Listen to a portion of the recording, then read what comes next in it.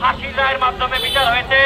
ইনশাআল্লাহ আমরা এই বাংলার মানুষ এবং সারা বিশ্বের মুসলিম চাই ভাইরা 5ই আগস্টে আমার নেতা মহানগর স্বেচ্ছাসেবক দলের বিদ্রোহী সদস্য সচিব আব্দুল হালিমুল্লাহ ভাইয়ের নেতৃত্বে এই চৌরাস্তা তথা গাজীপুর স্বাধীন হয়েছে।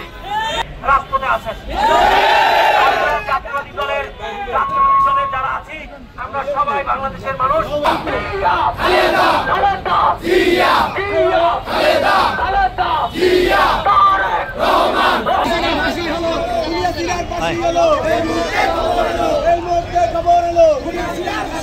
আওয়ামী লীগের গুন্ডারা হুঁশিয়ার সাবধান, হুঁশিয়ার সাবধান।